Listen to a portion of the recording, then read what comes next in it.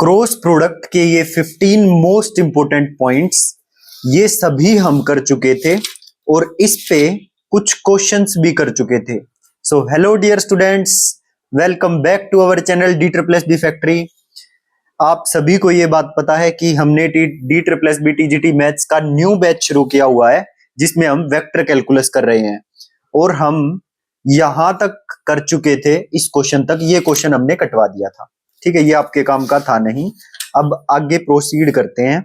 ये वो 11th 12th वाला पार्ट है कैलकुलस का, वेक्टर कैलकुलस का, जो कि एक बेस का काम करेगा आपके लिए। फिर इसके बाद हम ग्रेजुएशन वाले वेक्टर कैलकुलस पे प्रोसीड करेंगे, ठीक है। तो चलिए शुरू करते हैं आज की ये class. Yes, let A vector, B vector and C vector be three vectors such that A vector, B vector and C vector are coplanar. Coplanar मतलब एक ही प्लेन पर है ये सारे vector, A vector, B vector and C vector.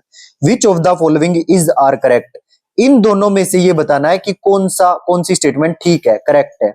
A vector cross B vector cross C vector is coplanar with A vector and B vector. यही तो सिखाया था कि जो ब्रैकेट के अंदर होता है ये पूरा उन दोनों के कोप्लेनर होता है, तो ये बिल्कुल ठीक है बात। A vector cross B vector cross C vector is perpendicular to A vector cross B vector. So A vector cross B vector के या क्या ये परपेंडिकुलर होगा? तो एक बार दिखाता हूं मैं आपको। जैसे ये मैंने ए वेक्टर मान लिया, ये मैंने बी वेक्टर मान लिया, ठीक है। और अभी अभी बताया था जिस प्लेन पे ए वेक्टर और बी वेक्टर लाई करेंगे उसी प्लेन पर A vector cross B vector cross C vector, उसी प्लेन पर ये वाला वेक्टर भी लाई करेगा जिस पर ये दोनों प्लेन लाई करते होंगे, ठीक है। अब बात आती है A vector cross B vector की। ये ए वेक्टर क्रॉस बी वेक्टर जिस प्लेन पर ए वेक्टर और बी वेक्टर लाई कर रहे हैं उनके परपेंडिकुलर होता है, होता है। इतनी बात क्लियर हुई। अगर भाई इसके परपेंडिकुलर है, इन दोनों के परपेंडिकुलर है A vector cross B vector और इसी प्लेन में ये वाला वेक्टर भी है, तो इस वेक्टर के भी तो परपेंडिकुलर होगा, तो ये वाली बात भी ठीक है। So both correct is the answer C. आ गई होगी आई थिंक बात समझ में। अब नेक्स्ट पे चलते हैं फटाफट। If A vector plus 3b vector is equal to 3i cap minus j cap and 2a vector plus b vector is equal to i cap minus 2j cap, then what is the angle between a cap and b cap. तो a cap और b cap के बीच का angle बताना है, क्या होगा। दिया क्या हुआ है, ये चीज गिवन है और ये चीज गिवन है। Then what is the angle between a cap and b cap, इनके बीच का एंगल मुझे बताना है। सो देखो क्या करेंगे। अब मेरे को यहाँ पे 2a गिवन है, 2a वेक्टर, तो क्या मैं इस पूरी इक्वेशन को 2 से मल्टीप्लाई कर लूं? वही मैंने किया। 2a vector 3 2 6b vector 3 2 6i cap minus 2j cap, इसको इसके नीचे लिख दो। क्लियर, दोनों चीजें गिवन थी हमें, तो जो कटता है काट दो, माइनस कर दो। ये कट गया और ये कट गया, बचा क्या 5b vector is equal to 5i cap. यहां से b की वेक्टर की वैल्यू आ गई i कैप। इतनी बात समझ में आई। बी वेक्टर की वैल्यू आ गई आई कैप, ठीक है। अब निकाल लेते हैं बी वेक्टर की वैल्यू को, किसी में भी पुट कर दो, इस वाली इक्वेशन में पुट कर दो बी वेक्टर की वैल्यू। तो बी की जगह आई कैप पुट कर दिया। A vector plus 3i cap is equal to 3i cap minus j cap, इससे ये कट गया। ए वेक्टर की वैल्यू आ गई minus j cap. Is it clear? अब मेरे को क्या निकालना है, what is the angle between A cap and B cap. A cap और बी कैप के बीच का एंगल निकालना है। अब आपको पता है कि जो आई कैप है और जे कैप है ये क्या होते हैं, ये दोनों आई कैप और जे कैप आपस में म्यूचुअली परपेंडिकुलर होते हैं, है ना, दोनों के दोनों। और वैसे म्यूचुअली परपेंडिकुलर होते हैं वो तो होते ही हैं, तो इनके बीच का, तो मैं एक बार बना के दिखा देता हूं आपको डायग्राम से, और अच्छे से समझ आएगा। मतलब आप देखते ही बता पाओगे कि इनके बीच का एंगल 90 होगा। देखो ये है आई कैप, ये है आई कैप अलोंग एक्स एक्सिस, ये है आई कैप जे कैप अलोंग वाई एक्सिस, और ये है vector K cap along Z axis, along X axis along Y axis along Z axis. अच्छा, इतनी बात समझ में आ गई, ठीक है। अब आपको पता है आई कैप, जे कैप और के कैप तीनों म्यूचुअली परपेंडिकुलर हैं, और यहां पर लेकिन है आई कैप और माइनस जे कैप, तो माइनस जे कैप बताओ इसके नीचे बन जाएगा। तो नीचे बन रहा है तो क्या होगा, उधर आई कैप जे कैप है तो माइनस जे कैप इसके नीचे की तरफ बनेगा, तो लो माइनस जे कैप। तो ये माइनस जे कैप भी तो इसके भी परपेंडिकुलर होगा और इसके भी म्यूचुअली परपेंडिकुलर होगा दोनों के, यस और नो। तो ये जे माइनस जे कैप इसके भी म्यूचुअली परपेंडिकुलर है और इसके भी म्यूचुअली परपेंडिकुलर है, तो परपेंडिकुलर है तो एंगल 90 डिग्री होगा दोनों के बीच में, इसके और इसके बीच में। सिंपल 90 आ गया। और आप फॉर्मूले से भी निकाल सकते हो, cos theta is equal to I cap dot J cap, I cap dot J cap, ऊपर A vector dot B vector होता है ना, तो A vector dot B vector निकालो, तो इसमें खाली आई कैप है 1, इसमें आई कैप है नहीं, मतलब आई कैप के साथ वाला कोफिशिएंट 0 है ना, तो 1 डॉट 0, फिर 0 डॉट -1, फिर 0 डॉट 0, तो 0 ही आएगा। इसका मैग्नीट्यूड 1, इसका मैग्नीट्यूड 1, तो 0 किस पे होता है, cos थीटा 90 पे, तो theta is equal to 90 is the answer. उस तरह से भी हम इसको बता सकते हैं। नेक्स्ट क्वेश्चन पे आ जाइए। If A vector plus B vector is perpendicular to A vector, मतलब दोनों वेक्टर्स का जोड़ जो है ना वो परपेंडिकुलर गिवन है ए वेक्टर के, and the magnitude of B vector is twice that of A vector, और जो ए वेक्टर का मैग्नीट्यूड है is twice that of A vector, then what is the value of for A vector plus B vector into B vector is equal to. दोबारा देखो, अच्छा कोई भी दो वेक्टर, ये जुड़ के भी तो कोई वेक्टर ही आएगा ना, कोई भी दो वेक्टर आपस में परपेंडिकुलर हैं तो उनका डॉट प्रोडक्ट 0 होगा, इसमें कोई दो राय नहीं है, तो इसका और इसका हमने डॉट प्रोडक्ट ले लिया, A vector plus B vector dot A vector is equal to 0। ठीक है, एक चीज आ गई। अब इनको अगर मैं गुणा करूं तो A vector dot A vector के मैग्नीट्यूड का square, and this is B vector dot A vector plus में दिस इज इक्वल टू 0। ठीक है, इतनी बात हो गई clear. So B vector dot A vector लिखो या A vector dot B vector लिखो, वो एक ही बात होती है। सो इसकी वैल्यू आ गई ए वेक्टर डॉट बी वेक्टर की माइनस मैग्नीट्यूड ऑफ ए का स्क्वायर। यहां तक कोई डाउट हो तो पहले ये बताओ, नहीं है, वेरी गुड। अब आगे देखिए, A vector and is perpendicular to A vector and magnitude of B vector is twice to that of A vector, and magnitude of B vector is twice to that of A vector, मतलब B vector का magnitude A vector के magnitude से twice है। ठीक है, ये चीज हमें गिवन है। Then what is the value of this, इसकी वैल्यू निकालनी है, तो इसको लिख लो गुणा करके अंदर 4a dot B vector plus में बी वेक्टर के मैग्नीट्यूड का स्क्वायर, इसको इसके साथ गुणा करेंगे जब, this will be equal to 4a dot B की वैल्यू पुट कर दी minus magnitude of A vector का स्क्वायर प्लस बी वेक्टर किसके बराबर होगा, ट्वाइस ए वेक्टर के मैग्नीट्यूड के, ये मैग्नीट्यूड का साइन भी लगा लेना। ठीक है, बी वेक्टर का magnitude is twice A vector का मैग्नीट्यूड, सो बी वेक्टर का मैग्नीट्यूड की जगह ट्वाइस ए वेक्टर का मैग्नीट्यूड पुट कर दिया, सोल्व कर दो, अब 0 आंसर आ जाएगा। ये भी 4 बन गया, ये तो 4 था ही, 0 आंसर आ जाएगा जुड़ के। Is it clear? So come on next to the next question. क्या ऐसी इंग्लिश बोली है हमने, come on come to the next question.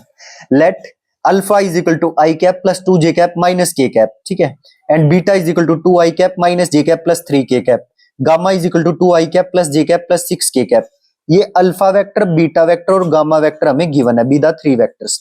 If alpha vector and beta vector are both perpendicular to that of vector delta, मतलब delta vector के alpha vector और beta vector दोनों perpendicular हैं, and delta vector dot gamma vector is equal to 10, इनका dot product 10 given है, then what is the magnitude of delta vector, delta vector का magnitude निकालना है हमें। ठीक है, तो क्या गिवन है, ये है अल्फा वेक्टर मान लिया मैंने अपने इस प्लेन में, और ये बीटा वेक्टर मान लिया। ठीक है, अल्फा वेक्टर और बीटा वेक्टर और गामा वेक्टर, ये 3 वेक्टर्स हमें गिवन थे। अल्फा और beta vectors are both perpendicular to the vector delta vector, मतलब ये जो मेरे अल्फा वेक्टर और बीटा वेक्टर हैं ये दोनों के दोनों परपेंडिकुलर हैं डेल्टा वेक्टर के। इसका मतलब क्या है कि जो डेल्टा वेक्टर है वो अल्फा वेक्टर के भी परपेंडिकुलर है और बीटा वेक्टर के भी परपेंडिकुलर है, तो ऐसा वेक्टर कौन हो सकता है, तो ऐसा वेक्टर तो इनकी क्रॉस हो सकती है अल्फा वेक्टर की और बीटा वेक्टर की। सो जरूर डेल्टा वेक्टर किसके बराबर होगा, alpha vector cross beta vector के। पहले इतनी बात क्लियर हुई? ठीक है जी, क्लियर हो गई। अब alpha vector cross beta vector मैंने निकाल लिया, alpha vector cross beta vector निकल के आया, ये निकालना आता है ना आई कैप जे कैप के कैप, फिर अल्फा वेक्टर के यहाँ आई कैप का कोफिशिएंट, जे कैप का और के कैप का, ऐसे ही बीटा वेक्टर के। क्लियर? फिर इनका डिटर्मिनेंट ले दो, ये आंसर आ जाएगा। अब आ जाइए डेल्टा वेक्टर की तरफ।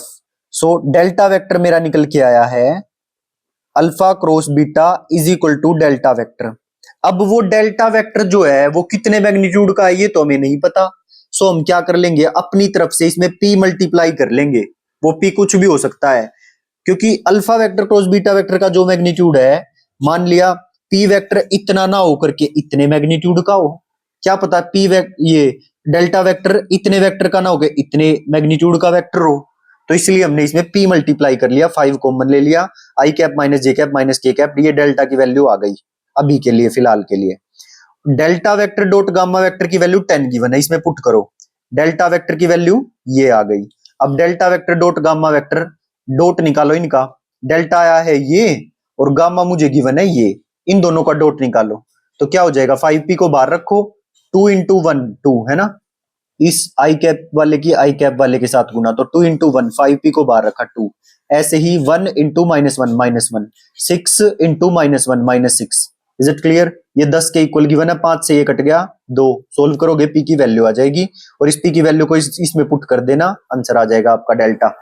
अब ये डेल्टा का मैग्नीट्यूड मांगा था इसने, डेल्टा वेक्टर नहीं मांगा, what is the magnitude of delta vector, तो मैग्नीट्यूड निकाल दो, डेल्टा वेक्टर का magnitude under root I cap के कोफिशिएंट का स्क्वायर, जे कैप के कोफिशिएंट का स्क्वायर और के कैप के कोफिशिएंट का स्क्वायर। अच्छा ये -2 बचा, ये -2 इन सब के साथ गुणा में है, तो आई कैप का कोफिशिएंट हो जाएगा -2 यानी कि 2 2 जा 4। अच्छा ये इसके साथ गुणा करेंगे तो ये प्लस का 2 आएगा, सो प्लस का 2 का स्क्वायर 4 हो जाएगा, यहाँ पे भी प्लस का 2 बनेगा जब ये -2 इसके साथ गुणा होगा, तो ये 2 का स्क्वायर 4, सोल्व करेंगे 2√3 विल बी द आंसर। आगे आ जाइए, अब ये लास्ट क्वेश्चन है इस क्रॉस प्रोडक्ट टॉपिक का, फिर 2 होंगे moment of force and work done, इन पे फिर एक क्वेश्चन है, फिर काम हो जाएगा खत्म, फिर ट्रिपल स्केलर प्रोडक्ट आएगा, 1-2 पेज 2 पेज इसके हैं, ठीक है फटाफट कर लेंगे, 20 25 30 मिनट की क्लास होगी। Let A vector B vector and C vector be unit vectors, ये 3 हमें यूनिट वेक्टर्स गिवन है, such that A vector cross B, unit vector मतलब इन सभी का मैग्नीट्यूड 1 है, ठीक है, such that A vector cross B vector is perpendicular to C vector, ठीक है, A vector cross B vector जो आएगा वो सी वेक्टर के परपेंडिकुलर गिवन है। If theta is the angle between A vector and B vector then which of the following is are correct, तो ये first point है, ये सेकंड पॉइंट है, इन दोनों में से कौन सा ठीक होगा।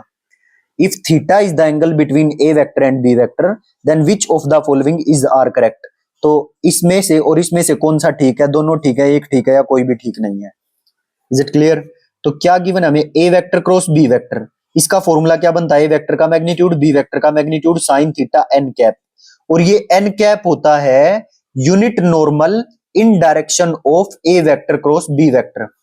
ये एन कैप क्या होता है, A vector cross B vector का यूनिट वेक्टर होगा ये एन कैप, ठीक है, समझाया था डायग्राम में उस दिन भी जब शुरुआत की क्रॉस प्रोडक्ट की। Is it clear? इतनी बात समझ में आई?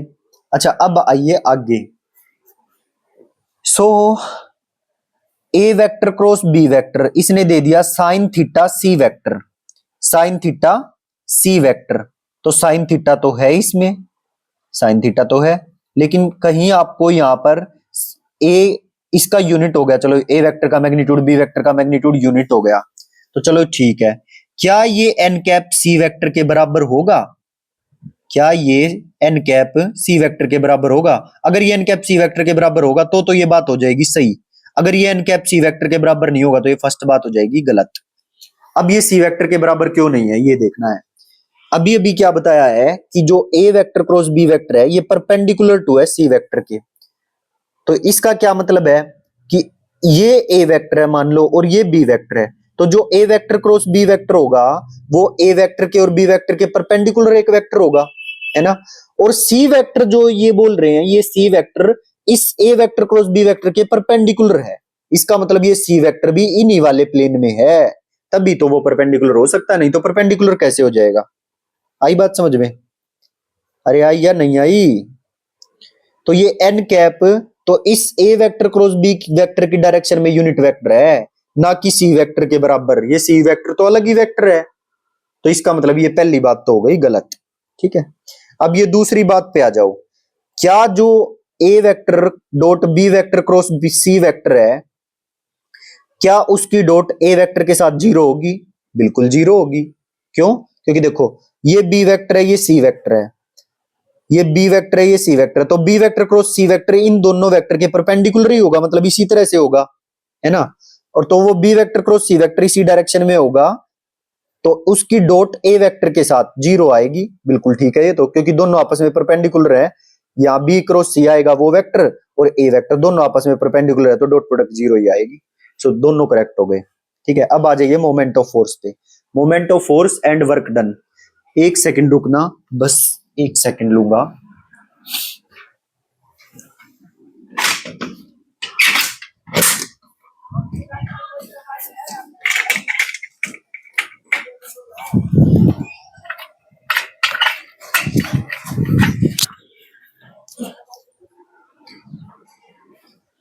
यस, देखो अब moment of force. Moment of force का फॉर्मूला होता है, इसको टाउ से रिप्रेजेंट किया जाता है। ये एप्लीकेशन है इस क्रॉस प्रोडक्ट की। मोमेंट ऑफ फोर्स का फॉर्मूला है पोजीशन वेक्टर यानी कि R vector into F vector. Position vector cross force, cross product का यूज होता है इसमें। ये फॉर्मूला याद रखना है। पोजीशन वेक्टर दे देगा और फोर्स दे देगा और बोलेगा मोमेंट ऑफ फोर्स निकालो, तो दोनों का क्रॉस प्रोडक्ट निकाल देना, बस इतनी सी बात है। और वर्क डन आपको पता है फोर्स इंटू डिस्प्लेसमेंट होता है वर्क डन। तो एफ वेक्टर फोर्स वेक्टर देगा और डिस्प्लेसमेंट वेक्टर देगा, उन दोनों की डॉट करनी है तो वर्क डन आता है। क्रॉस करने से मोमेंट ऑफ फोर्स आता है यानी कि टाउ आता है, और डॉट प्रोडक्ट से वर्क डन आता है, फोर्स इंटू डिस्प्लेसमेंट। दो वेक्टर गिवन होंगे, एक फोर्स का वेक्टर एक डिस्प्लेसमेंट वेक्टर, दोनों को डॉट प्रोडक्ट करोगे तो एक स्केलर क्वांटिटी निकल के आएगी विच इज वर्क डन। ठीक है, और मोमेंट ऑफ फोर्स में हम क्या निकालते हैं, टाउ वेक्टर निकालते हैं। यहाँ पोजीशन वेक्टर है और फोर्स वेक्टर है, ठीक, उन दोनों की क्रॉस प्रोडक्ट करनी होती है, और क्रॉस प्रोडक्ट से हमेशा वेक्टर क्वांटिटी आती है, और डॉट प्रोडक्ट दो वेक्टर्स की करने से हमेशा स्केलर क्वांटिटी आती है। ठीक है, ये बात आपको पता ही होगी। अब नेक्स्ट क्वेश्चन देखिए, a spacecraft located at I cap plus 2 J cap plus 3 K cap. Wait for a while.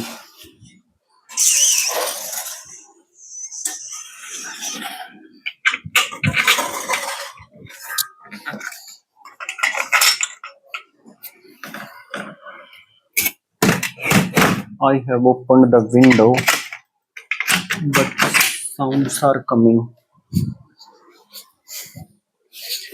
Okay. A spacecraft located at I cap plus 2 J cap plus 3 K cap is subjected to a force. एक spacecraft का position vector मुझे given है आई cap plus 2 J cap plus 3 K cap, is subjected to a force lambda K cap, और force vector given है lambda K cap. By firing a rocket the spacecraft is subjected to a moment of magnitude. तो moment of force निकालना है। Moment of force का formula है R vector cross F vector. R vector मुझे ये given है, F vector मुझे ये गिवन है, तो मुझे मोमेंट ऑफ फोर्स निकालना है, तो इसका आर क्रॉस एफ निकाल देंगे, आई कैप जे कैप के कैप 1 2 3 1 2 3, और नीचे आएगा 0 0 लैम्डा। इनका डिटर्मिनेंट ले देंगे, ये वेक्टर आ जाएगा। ठीक है, इसका मैग्नीट्यूड निकालना है तो इसका मैग्नीट्यूड आ जाएगा, लैम्डा बाहर रखो, अंडर रूट 2 का स्क्वायर 4 और माइनस 1 का square 1, under root 5 lambda answer आ जाएगा। ठीक है, अब आते हैं अपने फाइनल पार्ट पे, वेक्टर कैलकुलस के जो 11th 12th वाला पार्ट है। बस ये 2 पेज और बचते हैं, इनको फटाफट कर लेते हैं, फिर अपना काम हो जाएगा, और फिर ग्रेजुएशन वाले पार्ट पे हम नेक्स्ट क्लास पे बढ़ जाएंगे। देखो, triple scalar product, A vector dot B vector cross C vector, इसी चीज को, मतलब देखो आगे तो डॉटर अंदर क्रॉस है, A vector dot B vector cross C vector, इसी चीज को हम ऐसे बॉक्स में भी लिख सकते हैं, A vector comma B vector comma C vector. ठीक है, इसी चीज को हम बिना कोमे लगाए भी लिख सकते हैं बॉक्स में, A vector B vector C vector. इसको इसीलिए ट्रिपल स्केलर प्रोडक्ट को बॉक्स प्रोडक्ट भी कहा जाता है। ठीक है, सेकंड पॉइंट है A vector B vector C vector, ऐसे बॉक्स में गिवन मिल जाए तो इसको हम ऐसे लिख सकते हैं, आगे ए वेक्टर फिर उसके बाद B vector cross C vector, इस तरह से लिखा जा सकता है ये। ठीक है, A vector B vector C vector लिखो बॉक्स में, या B vector C vector A vector लिखो बॉक्स में, या C vector A vector B vector लिखो बॉक्स में, तीनों बराबर होते हैं, एक ही बात है, बस लाइन में होने चाहिए। जैसे ए बी सी है तो यहाँ पर भी बी के बाद सी आता है और सी के बाद ए, या फिर यहाँ सी से शुरू हो रहा तो सी के बाद ए ही आएगा और ए के बाद बी, उसी सीक्वेंस में रहेंगे ये, तो ये रहेंगे बराबर। ठीक है, अगर वो बोले कि वॉल्यूम ऑफ पैरेललोपाइप्ड निकालो, तो वॉल्यूम ऑफ पैरेललोपाइप्ड ऐसे ही निकलती है, A vector dot B vector cross C vector. ठीक है, अच्छा ऐसे ही बॉक्स में A vector B vector C vector लिखे हुए हैं बॉक्स में, if this is equal to P, और अगर मेरे को ये बी आगे लेके आना है और ए पीछे लेके आना है, मतलब इनको रिवर्स करना है, आगे बी लेके आना पीछे ए। तो B vector A vector C vector अगर एक बार डिस्प्लेस किया है ऐसे, तो वो पी जो सॉल्यूशन निकल के आएगा इसका पी, वो माइनस पी आएगा अब की बार अगर हम इसको डिस्प्लेस कर देते हैं तो। जैसे ये ए वेक्टर मुझे गिवन है, ये बी वेक्टर, ये सी वेक्टर, तो A vector B vector C vector का ट्रिपल स्केलर प्रोडक्ट क्या होगा, a1 a2 a3 a1 a2 a3 को ऊपर लिखो b1 b2 b3 b1 b2 b3 c1 c2 c3, इनका डिटरमिनेंट होगा ये बॉक्स प्रोडक्ट या ट्रिपल स्केलर प्रोडक्ट बोलो। ठीक है, अगर कोई भी दो वेक्टर इसमें सेम सेम आ जाते हैं, जैसे A vector comma B vector comma A vector, box में ये वेक्टर और ये वेक्टर सेम आ गया ना, तो इनका ट्रिपल स्केलर प्रोडक्ट 0 होगा, याद रखनी है ये बात। If A vector B vector C vector का triple scalar product this is equal to P, और अगर मेरे को इसके अंदर के गुणा करना है तो के ए वेक्टर के बी वेक्टर के सी वेक्टर, तो ये समझो आप कि जो के वेक्टर है वो, क्योंकि ये चीज इस तरह से लिखी जाती है डिटरमिनेंट में, और के वेक्टर इस पूरी लाइन के साथ गुणा हुआ, फिर इस वाली पूरी लाइन के साथ भी गुणा हुआ, फिर इस तीसरी लाइन के साथ भी गुणा हुआ, तो इसका मतलब ओवरऑल जो आंसर आएगा उसमें के क्यूब की गुणा होगी पी के साथ। पहले तो इसकी सिंपल प्रोडक्ट जो आई थी ट्रिपल स्केलर प्रोडक्ट वो पी आई थी, लेकिन अगर तीनों में के की गुणा कर दी तो के क्यूब पी आएगा आंसर इसकी ट्रिपल स्केलर प्रोडक्ट। समझ आ गया, याद रखना है ये। अच्छा, कोप्लेनर वेक्टर्स कब होंगे, अगर ये ट्रिपल स्केलर प्रोडक्ट की वैल्यू अगर 0 आ जाती है तो उन वेक्टर्स को हम बोलते हैं कोप्लेनर वेक्टर। कोप्लेनर वेक्टर मतलब वे वेक्टर्स उसी सेम प्लेन पर होंगे।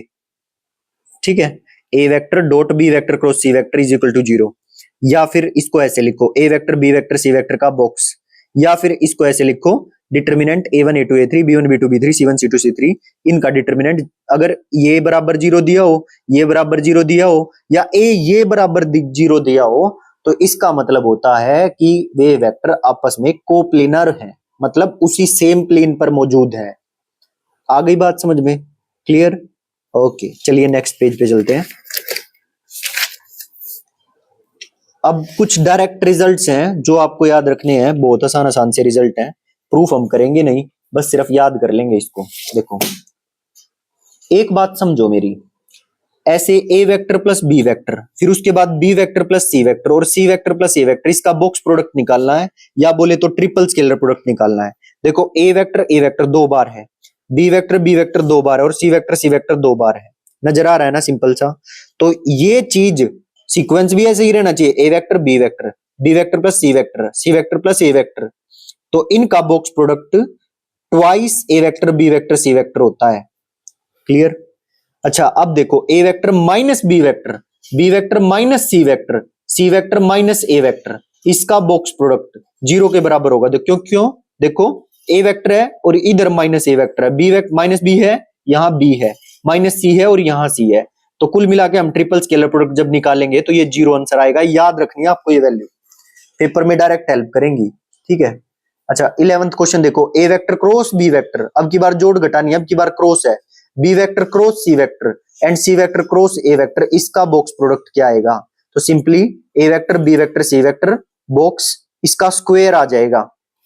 ठीक है, अब ये देखो, ये 12th वाला फॉर्मूला आपको थोड़ा याद रखना पड़ेगा, A vector comma A vector plus B vector comma A vector plus B vector plus C vector, तीनों पहले अकेला फिर 2 फिर 3, इनका ट्रिपल स्केलर प्रोडक्ट क्या आता है? A vector B vector C vector, इसका बॉक्स। बस ये 4 फॉर्मूले आपको याद रखने हैं, क्योंकि ये फॉर्मूले बहुत पेपरों में पूछे गए हैं, केवल डीएसएसबी में नहीं, और भी कई सारे पेपर में पूछे गए हैं। मेरी बात समझ में आई या नहीं आई? पहले इस बात को एक बार क्लियर कर दीजिए कमेंट सेक्शन में एक प्यारा सा कमेंट करके। ठीक है, उसके बाद नोट है lying on the same plane this is equal to coplanar, मतलब वे कोप्लेनर होंगे। अब एक क्वेश्चन कर लेते हैं इन्हीं के बेसिस पर, let A vector B vector and C vector be unit vectors. आप देखना डायरेक्ट ये जो फॉर्मूले मैंने बताए हैं ना, इनको सोल्व करना या प्रूफ करके वहां दिखाना नहीं है, ये फॉर्मूले आपको याद होने चाहिए प्रॉपरली, क्योंकि इन पे डायरेक्ट क्वेश्चन बनता है, इसलिए मैं कह रहा हूं। ठीक, अब इन पे क्वेश्चन कैसा बन सकता है या कैसा बनता है नॉर्मली, तो एक क्वेश्चन भी करवा देते हैं, थोड़ा लेंदी होता है, इतना लेंदी वैसे पूछता नहीं है, बट कॉन्सेप्ट क्लियर हो जाएगा तो आपको करना जरूरी है, क्योंकि इसी में ही कोई छोटा बना के भी पूछ सकता है क्वेश्चन। समझ रहे हो बात को? अब आगे देखो, let A vector B vector and C vector be unit vector, lying on the same plane, lying on the same plane. What is 3a vector plus 2b vector cross 5a vector minus 4b vector bracket b vector plus 2c vector equal to, इसकी value मुझे निकालनी है, ठीक है। और a vector b vector c vector ये unit vector हैं तीनों के तीनों, मतलब इनका मैग्नीट्यूड 1 है। Lying on the same plane मतलब तीनों के तीनों एक ही प्लेन पर लाई करते हैं, मतलब a vector b vector c vector तीनों के तीनों कोप्लेनर है, ओके। और वैल्यू मुझे इसकी निकालनी है, ठीक है। हमें अच्छे से पता है a vector dot b vector किसके बराबर होता है, b vector dot a vector के बराबर होता है, पता है ना, ओके। अब जो निकालना उसको लिख लो एक बार, इसको इधर गुणा करो या इसको आगे लिख के गुणा करो, मतलब a डॉट b करो या b डॉट a करो एक ही बात है। तो इसको मैंने आगे लिख लिया और इस सारी चीज को मैंने अंदर की तरफ लिख लिया और कुछ कार्रवाई की है। देखो क्या कार्रवाई की है मैं दिखाता हूं आपको। 3a वेक्टर की गुणा 5a वेक्टर से की तो 15a vector cross a vector होगा, क्योंकि बीच में क्रॉस है, डॉट नहीं है। डॉट होता तो मैग्नीट्यूड का स्क्वायर बन जाता, सो इसलिए ये क्या होगा 15a vector cross a vector, ठीक है। अब इसकी गुणा इसके साथ जब करेंगे -12a vector cross b vector, 5 टू जा 10 b vector cross a vector, और ये -8 b vector cross b vector, ठीक। अब जब दोनों की सेम सेम की क्रॉस होती है, क्रॉस प्रोडक्ट, तो वो जीरो होता है, क्योंकि एंगल जीरो बन जाता है सेम डायरेक्शन में। So this value is equal to zero, इसका तो कोई दिक्कत है नहीं। ये भी सेम सेम हो गए तो इनका भी क्रॉस प्रोडक्ट जीरो होता है। बचा ये और ये, इनको लिख लिया, ठीक है। तो ये भी 12 -12 प्लस 10 -12, ये -12 ही था ना, हाँ ये -12 था, a क्रॉस b था, लेकिन बट यहाँ b क्रॉस a है तो मैं इसको भी b क्रॉस a बना लूंगा। तो जब हम b क्रॉस a करेंगे तो इसका साइन चेंज होके प्लस का साइन हो जाएगा, तो ये होगा 12 b vector cross a vector, ये 10 b vector cross a vector, कुल मिला के 22 b cross a vector, b vector cross a vector बन जाएगा 22। सो 22 b vector cross a vector, b vector plus 2c vector, इतनी बात समझ में आई। 22 b वेक्टर की डॉट होगी इस पूरे के साथ और 2c वेक्टर की डॉट होगी इस पूरे के साथ, और बीच में आएगा प्लस, क्योंकि प्लस है बीच में। b वेक्टर की इस पूरे के साथ, फिर बीच में प्लस, फिर 2c वेक्टर की इस पूरे के साथ, क्लियर। अब b vector dot b vector के मैग्नीट्यूड का स्क्वायर, और वैसे भी आप देख लो 22 है, ये b vector dot b vector cross a vector है, तो इसका मतलब ये बॉक्स प्रोडक्ट बनेगा b vector comma b vector comma a vector, plus ये ट्वाइस को रखो बाहर, C vector B vector A vector, इस तरह से हम इसको बॉक्स में पुट कर सकते हैं। अब ये दोनों सेम सेम है वेक्टर इसमें बॉक्स में, तो इसका मतलब इसकी वैल्यू होगी जीरो, इसको रखो बाहर। 22 इंटू 2 44, ठीक है।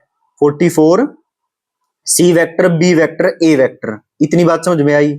सी vector B vector A vector, तो ये मैंने लिख लिया, ये 44 हो गया, और ए वेक्टर को आगे लेके आए, सी के साथ एक्सचेंज कर दिया, ए वेक्टर को सी के साथ एक्सचेंज कर दिया, और जब हम ऐसे एक्सचेंज करते हैं साइन चेंज हो जाता है, तो -44 A vector B vector C vector. अब इतनी बात समझ में आई या नहीं ये बताओ मेरे को। -44 A vector B vector C vector. अब ये कह रहा है इसकी वैल्यू जीरो होगी, क्यों जीरो होगी, because lies on the same plane that is coplanar, lies on the same plane, क्योंकि A vector B vector C vector तीनों एक ही प्लेन पर लाई करते हैं, तो इसका मतलब कोप्लेनर है। और कोप्लेनर की डेफिनेशन बताई थी कि उनका स्केलर ट्रिपल प्रोडक्ट, अगर कोप्लेनर है तीनों वेक्टर तो उनका स्केलर ट्रिपल प्रोडक्ट जीरो होगा, या बोले तो बॉक्स प्रोडक्ट जीरो होगा, तो ये इसकी वैल्यू जीरो हो गई। So zero is the answer. आया समझ? देखो भाई मैंने तो अपनी पूरी जान लगा दी है, होप सो आपको भी समझ में आ गया होगा। 28-29 मिनट की ये क्लास हो चुकी है, बस 5 मिनट का और क्लास है। कोई भी क्लास को छोड़कर नहीं जाएगा पूरी करे बिना, और लास्ट में कमेंट करके जरूर जाना एक एक बच्चे को, ठीक। जो भी यहाँ तक आया है तो उसको समझ में तो जरूर आ रहा होगा, है ना। ऐसा तो है नहीं कि यहाँ तक ऐसे ही आ गया बिल्कुल सुनते सुनते कान बंद करके। Statement 1, if A vector B vector C vector are coplanar then a vector plus b vector comma b vector plus c vector comma c vector plus a vector are also coplanar। ये बात सही है या गलत है ये बतानी है। तो ये बात बिल्कुल सही है, ये फॉर्मूला हम कर चुके हैं, ठीक है, कि अगर a vector b vector c vector coplanar है तो उन a vector plus b vector b vector plus c vector c vector plus a vector ये भी कोप्लेनर होंगे, मतलब सेम प्लेन में लाई करेंगे। ठीक है, इज इट क्लियर? अब आगे आ जाइए स्टेटमेंट 2। देखो ये किया भी था हमने फॉर्मूला में दिखा देता हूं। देखो ये क्या आ जाएगा, इसकी वैल्यू क्या होती है, twice A vector B vector C vector, यही तो होती है ना। तो अगर मेरे ए बी सी तीनों कोप्लेनर है तो twice A vector B vector C vector भी तो कोप्लेनर उसी प्लेन में होगा। आ गई बात समझ में। तो इसलिए ये पूछा था कि अगर ये तीनों कोप्लेनर है तो क्या ये चीज ये भी कोप्लेनर होंगे, तो बिल्कुल ठीक होंगे कोप्लेनर। स्टेटमेंट 2 है, if A vector plus B vector plus C vector plus A vector are coplanar, तो ए बी सी कोप्लेनर होंगे। अरे भाई ये चीज कोप्लेनर है तो इसका यही मतलब है कि A vector B vector C vector coplanar है, तो बिल्कुल ठीक है ये बात भी, डन एज अ रिजल्ट। अब नेक्स्ट क्वेश्चन पे आ जाइए। If the vector A I cap J cap plus k cap, दूसरा वेक्टर है आई cap 6 j cap plus k cap, तीसरा वेक्टर है आई cap J cap C k cap, I think ये B होगा, मैं आगे बता दूंगा आपको, हाँ बी है, बी है, ठीक है। Such that A B C is not equal to 1 are coplanar, then the value of, मतलब ये वेक्टर और ये वेक्टर, ये तीनों वेक्टर कोप्लेनर हैं, then the value of 1/1 minus A plus 1/1 minus B plus 1/1 minus C is equal to, इसकी वैल्यू बतानी है किसके इक्वल होगी। तो एक काम करते हैं हम, देखो क्या करेंगे हम, ये वेक्टर अगर कोप्लेनर है तो इसका मतलब उनका स्केलर ट्रिपल प्रोडक्ट 0 होगा, ठीक है। तो स्केलर ट्रिपल प्रोडक्ट कैसे निकालते हैं हम, ए 1 1 इसको रख लिया, इसका कोफिशिएंट 1, इसका कोफिशिएंट बी, इसका कोफिशिएंट 1, इसका कोफिशिएंट 1, इसका कोफिशिएंट 1 और इसका कोफिशिएंट सी, इसका डिटरमिनेंट 0 के बराबर होगा अगर ये तीनों वेक्टर कोप्लेनर है तो। यही कंडीशन करवाई थी, देखो भूल जाते हो, पता नहीं कैसे हो तुम। कोप्लेनर वेक्टर, इसको बराबर 0 लिखो, इसको बराबर 0 लिखो, इसको बराबर 0 लिखो, या इसको बराबर 0 लिखो डिटरमिनेंट को, ये चीज इसी के बराबर है, ये चीज डिटरमिनेंट के ही बराबर है, ठीक है। ये चीज निकालना मतलब जो कोफिशिएंट्स हैं उनको लिखो, फिर जो दूसरे वेक्टर के, फिर जो तीसरे वेक्टर के कोफिशिएंट है उनका डिटरमिनेंट 0 के बराबर पुट कर दो अगर कोप्लेनर है तो। वही काम हमने किया, इनके कोफिशिएंट को 0 के बराबर पुट कर दिया। अब मैं क्या ऐसा करूं, अपने ए बी सी को क्या लूं, ए बी सी को 1 नहीं लेना बस, तो मैं ए और बी को 2 ले लेता हूं, है ना। ए और बी को 2 लेट कर लिया, फिर इनका डिटरमिनेंट निकाला, इज इक्वल टू 0 तो था ही, तो यहां से सी की वैल्यू आ गई 2/3, ठीक। अब मेरे को वैल्यू ए की वैल्यू मैंने 2 ले ली थी अपनी मर्जी से, बी की वैल्यू 2 ले ली थी अपनी मर्जी से, तो उससे वो पुट करने से इन ए और बी की वैल्यू के हिसाब से सी की वैल्यू निकल आई थी। मतलब ए और बी कुछ भी हो सकता है, A B C not equal to 1 को छोड़कर, तो मैं ए और बी की वैल्यू को अपनी तरफ से 1 को छोड़कर कुछ लेट कर लूंगा, और फिर उस 2 वैल्यू लेने के हिसाब से सी की वैल्यू निकल के आ जाएगी, ठीक है। तो इनका डिटरमिनेंट जब लेंगे तो सी की वैल्यू निकल के आ जाएगी 2/3, इसकी वैल्यू चाहिए थी मुझे, इसमें वैल्यू पुट कर दो, ए की 2 और बी की जगह 2 और सी की जगह 2/3, सोल्व कर दो, आंसर आ जाएगा 1, बस।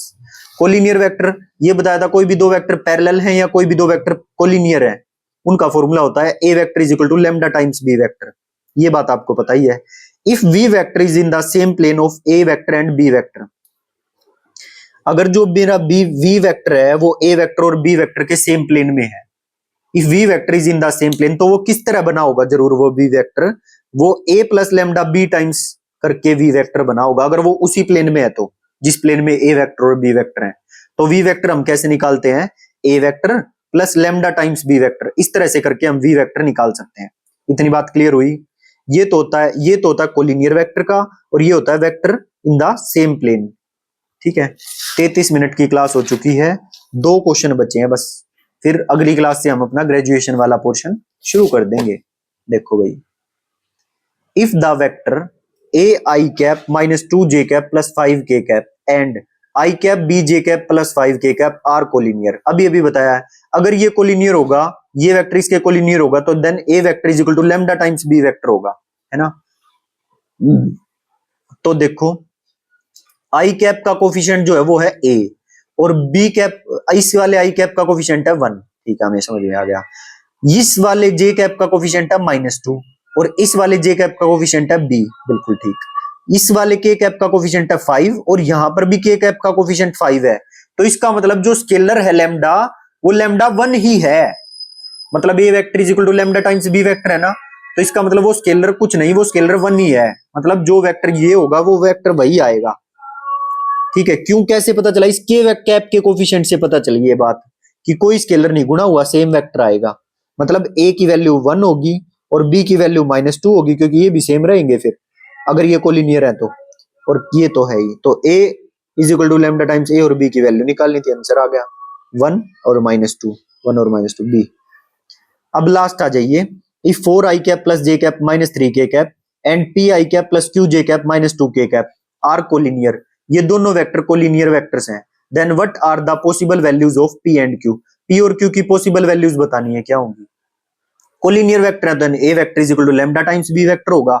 अब यहां देखा मैंने, देखो ये जो k कैप का कोफिशिएंट है ये -3 है, और यहाँ k कैप का कोफिशिएंट है -2, यहाँ तो q है, 1 है, 4 है और p है, यहां से तो हम पता लगा नहीं सकते, बट इसका जो कोफिशिएंट है उसका, उससे हम पता लगा सकते हैं। कैसे पता लगाएंगे? देखो देखो, जब मैं इस, यहां मेरे को -2 लेके आना है, तो इसमें क्या गुणा करूं कि -2 आए?